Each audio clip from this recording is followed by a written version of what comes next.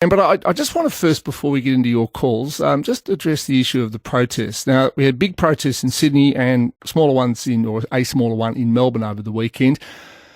The protesters, as far as I could tell, and I did not attend the protest because it was, of course, an illegal gathering and I wouldn't do such a thing. But the protesters, to me, were a mixed bunch. There were conspiracy theorists, there were anti-vaxxers, there were QAnon. But from what I can gather, particularly here in Melbourne, there was also a lot of people who are just fed up. Fed up with the lockdowns, lockdown number 5 that we're in now.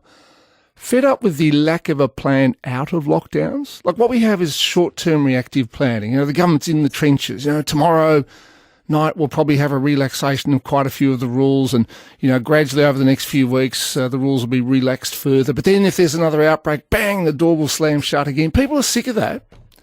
Now, the Premier, Daniel Andrews, was asked what he thought the protesters were on about in a press conference yesterday.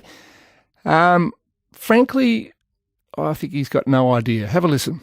Frankly, seriously, I'm making a serious point. I don't know what half of them were protesting against. You. Well, a lot of them. Then, well, good on them. Except it's illegal, it's unsafe, it's selfish, and it puts at risk the hard work that millions of other Victorians are doing. And it's simply wrong.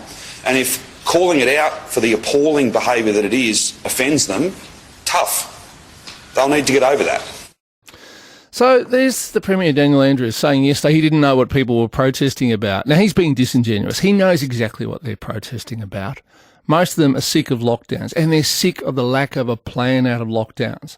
Have we heard anything from either state or federal governments about how we can stop having these lockdowns? I mean, the Prime Minister said on the weekend, he said, vaccination's not the solution to the Sydney lockdown. Well, if it's not vaccination, what is? What is? But I do know this, we cannot keep going on like this. You know, kids in Victoria have now missed 6 months of face-to-face schooling. 6 months. I mean, it's just, we don't even know what the long-term impacts are. I've had a heartfelt email from a listener. I won't read out the whole thing, but she's got 4 kids.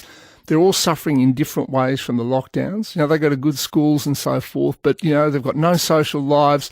She doesn't know how their education's really going because you get very little feedback these days. It's really, really hard. And then, you know, let's not forget small business people or medium-sized business people whose businesses have been shut down.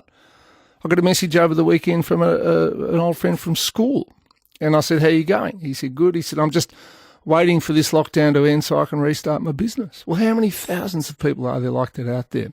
Now, I repeat, the protests both here and in Sydney on the weekend were illegal gatherings, and in that sense, they were silly. In fact, they're actually, you know, going against what the people were on about, which is more freedom. Because if they extend the lockdown, and there's a fair chance that the Sydney protest might end up being a super spreader event, but if they extend the lockdown, it's not a good thing. But for the Premier to stand up and say he doesn't really know what people are protesting about, well, Daniel Andrews, if you genuinely don't know, you're being stupid. And if you do know and you just won't say it, you're being disingenuous. It's one of the two.